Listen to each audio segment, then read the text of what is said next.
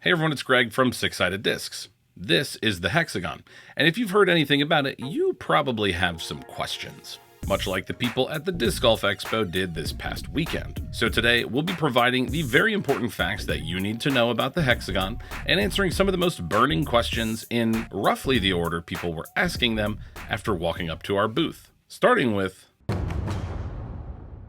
well, it's the Hexagon, the first injection molded hexagonal golf disc. It's designed with a rim similar to overstable approach discs with a high parting line. But when you put an overstable rim on a hexagonal disc, it doesn't fly quite as overstable as you might think. Most of them are pretty flat, so they won't have too much glide. But also, don't expect too much fade either, because it slows down much faster than a circular disc. Which brings us to our next question. It certainly does. For my arm speed, it is nice and straight. I can hyzer flip it on backhand like this. On a flat release, it flies nice and straight with the faintest turn and fade. It can even handle forehand and hyzers that gradually fight back. Jesse was able to get a bit more turn here than I did. While Josh, who has much more power and spin than I do, got quite a bit more turn on a flat release.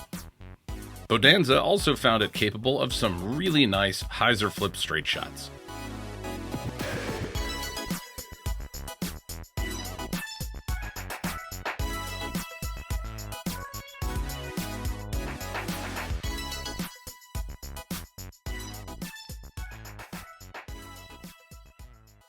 Most people, including me, were pretty surprised with how well it flew, and so naturally they would ask,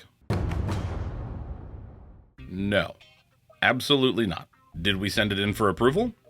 Yes, we did. Did we pay for the PDGA to do the same tests and measurements they do on any disc that seeks approval? Yes, we did. Were we 99% certain that it would get rejected? Yes, we were. The easiest way to explain why it's not approved is because it's not round, and therefore technically not a disc. The PDGA Technical Standards Guidelines very clearly state that all discs require a, quote, circular saucer-like configuration. So it isn't approved, nor will it be getting approved unless the rules change, which is unlikely, but maybe not impossible. Who knows? And since it was essentially guaranteed to get rejected by the PDGA, confirmed once again here at the Expo, the natural next question was, and honestly, the answer to that question is in the question. We are Six-Sided Discs. When I named the business, that name didn't make any sense beyond our logo, and that we sold mystery boxes. And over the years, I've had people jokingly asking me at tournaments and in the comment section on our videos, when are you all going to have an actual six-sided disc? So, why make a six-sided disc? Well, if you name your business Six-Sided Discs, all roads inevitably lead here. And it's at this point, as people are asking questions, that they tend to start to get over the fact that it's a crazy, weird-looking, but pretty good-flying, unapproved disc, and start asking the normal disc-related questions, such as, the Hexagon is made by Trash Panda in Denver, Colorado, from 100% recycled plastic, just like all their discs. And we could not be more thrilled to be partnering with Jesse and his team. We've been fans for a long time, and we love what they do.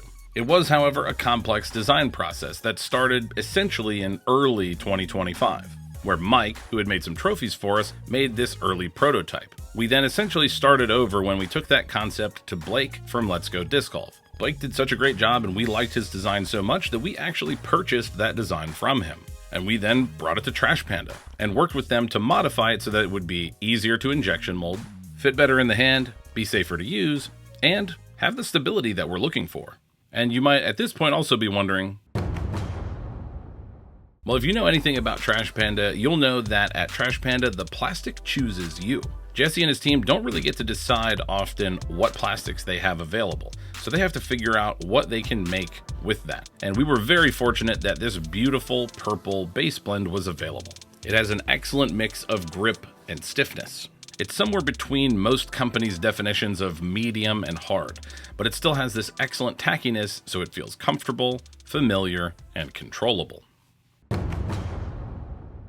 Well, it's basically light purple and purple. Heavier hexagons between 173 and 176 grams tend to be this lighter purple, while lighter weights between 172 and 170 tend to be just a slightly more vibrant purple. But after the color, we get to the elephant in the room. Well, flight numbers don't matter. But we do understand that people have an expectation that most discs have flight numbers to help set expectations. We're not totally opposed to flight numbers for the Hexagon, but I certainly don't want to decide what they are based on 4 or 5 people's experiences of the disc so far. So, comment below your thoughts. Do you think our Hexagon should have flight numbers? And if it did, would it have the same 4 flight numbers as every other disc? Or does it need some different combination? I don't know. I'm very open to crowdsourcing this idea. At this point, you know how it flies, you have an idea of how it feels, and maybe you think you'd like to try the Hexagon for yourself. The Hexagon is available exclusively on our website, sixsideddiscs.com, beginning Monday, March 16th at 11 a.m. Eastern. The first run of the Hexagon is limited to 2 per customer so that we can get the Hexagon out to as many of you that want one as possible. And we are already hard at work on getting more. Oh, what's that? You almost forgot to ask. $16. Yep, $16. For Six-Sided Discs, I'm Greg. We can't wait for you to try the Hexagon for yourself and start to think outside the circle.